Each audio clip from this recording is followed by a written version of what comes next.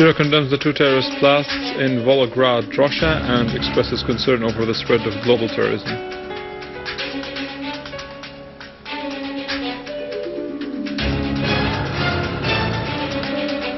Syrian Arab Army found the terrorist hideouts in Deir ez-Zor, Homs and Damascus, killing many terrorists.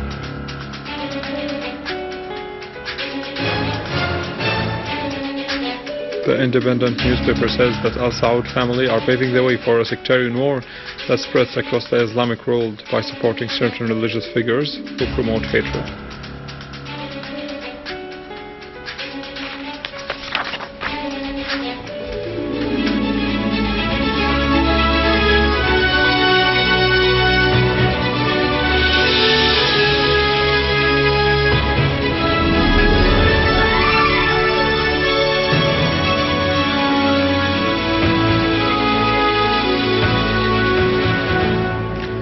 Good afternoon, this is news in English from the Syrian Arab television in Damascus.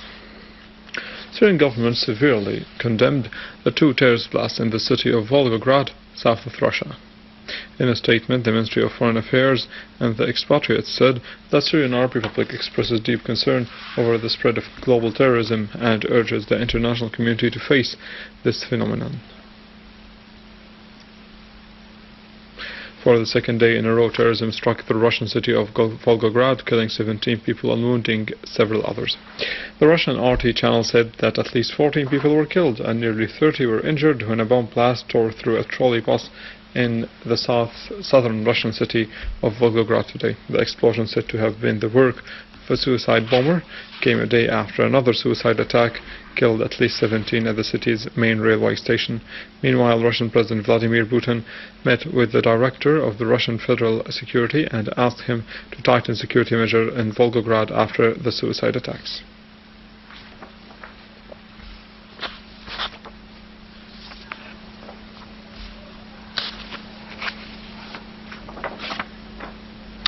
As part of fighting terrorism in Syria, Syrian Arab Army units killed large numbers of terrorists. One of them holds the Palestinian nationality, destroying their weapons in Adra al-Balad, Douma, Harasta, Arbayeen, Yabrud, and Azabadani and Daraa in Damascus countryside. A military source said that 30 terrorists were killed in several specific operations in the town of Douma. Among the terrorists killed, there was the Palestinian Muhammad Awad, nicknamed Abu al-Fida. In Azabadani, a unit of the Syrian Arab Army eliminated a terrorist gathering, while other Syrian Arab Army units pounded other gatherings for the terrorists from al-Nusra in the farms of Rima in Yabrud, killing 15 of them. Meanwhile, units of the Syrian Arab Army were able to free a large number of civilians who were held by the armed terrorist groups in Adra al-Umaliye residential compound in Damascus countryside. The Syrian Arab Army carried the civilians to secure areas and provided food and clothes for them. Many terrorists were killed as they tried to attack the civilians during their evacuation from Adra. Syrian Arab Army units also targeted several terrorist groups in al-Hule and the surrounding villages in Homs countryside. They also confronted the terrorists who tried to attack the National Hospital of al-Hule. The Israeli occupation forces hospitalized 2 members of the armed terrorist groups fighting in Syria in Zayaf hospital in Safad in the framework of the Israeli support to the armed terrorist groups in Syria. According to the Israeli occupation website, 209 terrorists fighting with the armed terrorist groups in Syria have been treated in Zayaf hospital, while 17 others are still taking their treatment in the same hospital. The independent British newspaper for the Middle Eastern Affairs published an article by reporter Patrick Cockburn revealing that the Gulf kings, on top of them al-Saud, are founding for a sectarian war to be spread all over the Islamic world through supporting religious figures who promote hatred campaigns on electronic sites, which have the biggest effect to the return of al-Qaeda organization. Cockburn clarified that the satellite channels, the electronic sites, YouTube and Twitter are the main axes for planting hatred and fear in all over the world, adding that Syria and Iraq are witnessing the most spreading violence acts due to the Islamic State of Iraq and Syria that belongs to al-Qaeda organization, which recruit suicide extremists. Those extremists take their knowledge from a number of extremist preachers who are all over the world and the internet pages and call for a sacred war with youth who taught to fight. The Saudi support led to the creation of a sectarian monster in the region. The sole beneficiary from it is the Zionist enemy, where Israeli reports, and in accordance to Al-Manar al-Maqdisi, a newspaper, stressed that the interest between the occupation forces and their Gulf rulers are in their golden age. The important services the Saudi intelligence body is doing to the Israeli entity is paying the Israelis to treat the members of the armed terrorist groups in Syria. Also an arms deal for selling Israeli-made weapons to Saudi Arabia, and information exchange concerning Syria to support these extremist armed groups.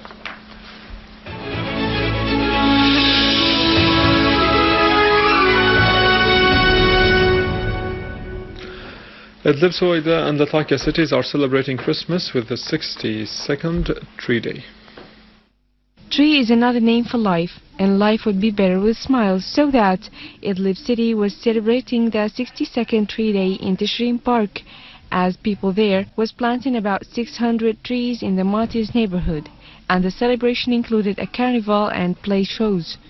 While in Saida city, the Ministry of Agriculture has set a central forestation campaign for fruitful pine, fin and cedar trees, in addition to Latakia city, which has also set a forestation campaign shared by the Matis families in planting laurel, pine and carob trees.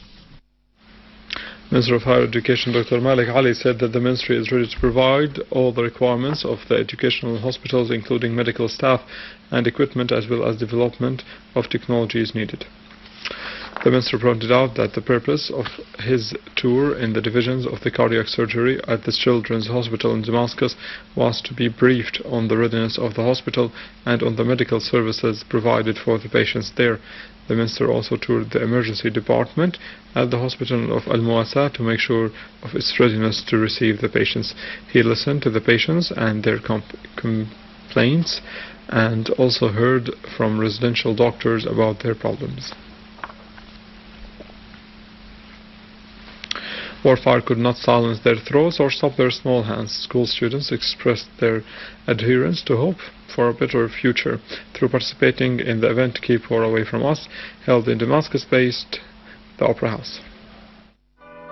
عم نخاف ونرتعب من هالناس هدول اللي عم يدمروا بلدنا، يعني انه كل المشكلة انه هي بلدنا هو بوضع سيء وعم بيموت كل يوم يعني اشخاص كثيرة.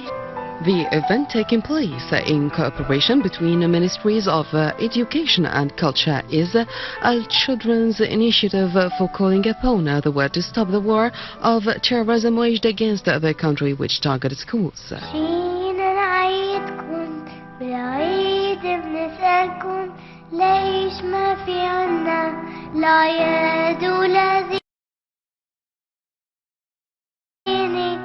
The event included an exhibition of painting and photos of school students who expressed their hope and sorrow as messages to the relevant sides in the state for affirming their role in defending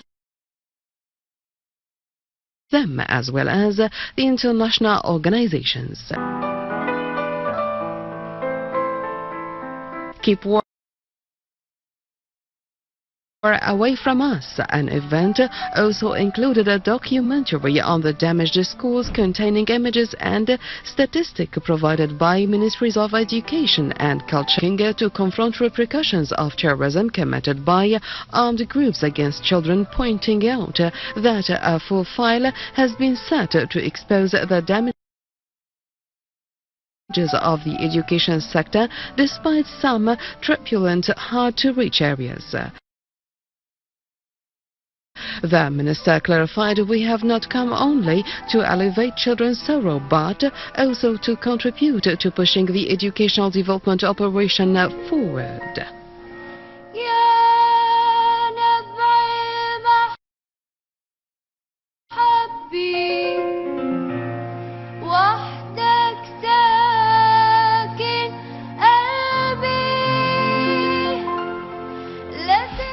With this, we end our news for today. Thank you for watching. For more details about Syria and the region, and to view this bulletin again, you can always visit our website in English, www.syriaonline.sy. Now to the latest in business and market news with Vani Kulajian, but after a short break.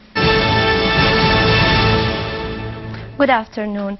The Ministry of Industry emphasized getting back the production activities of the sugar establishment companies, specifically the ones that have stopped due to the lack of raw materials, while the establishment, in cooperation with the ministry and its affiliates, was able to provide about 25,000 tons of sugar from the markets, as the ministry also mentioned that the sugar companies started distributing the first amounts of their production to the centers of the general establishment.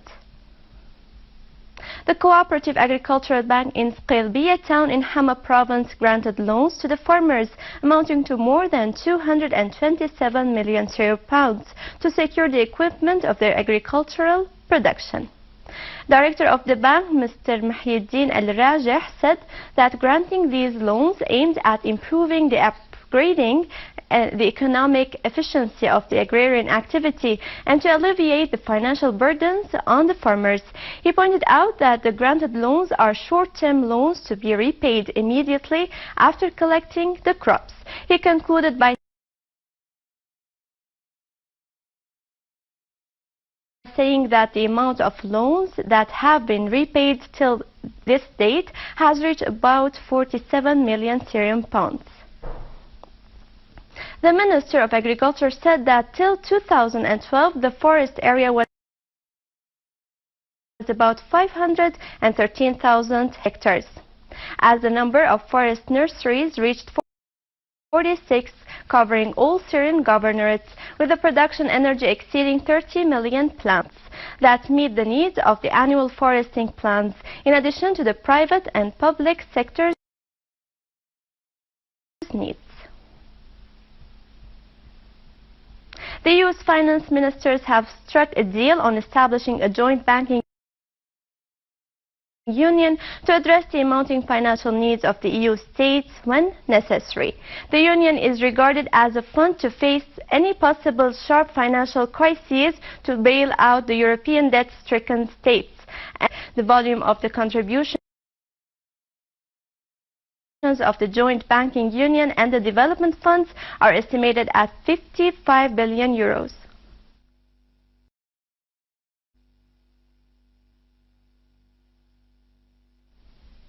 The Brent price stabilized over $112 per barrel, boosted by the continuing tension in the African countries that produce oil. So the Brent rose 18 cents for February delivery, whereas the US crude fell 10 cents per barrel.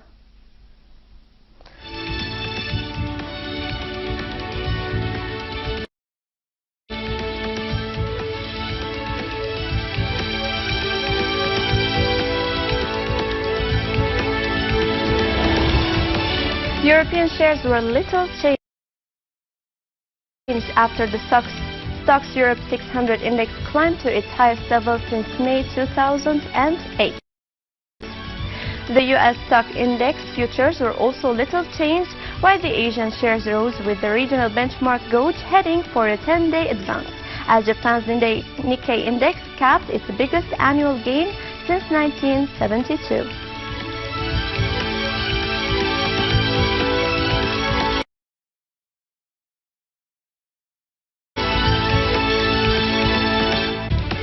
Of a sustained U.S. economic recovery that will enable the Federal Reserve to cease bond purchases by the end of 2014. On the other hand, the euro was poised for the strongest advance among major developed currencies, while the yen headed for a yearly slide against most major counterparts as Asian stocks strengthened, curbing demand for haven assets.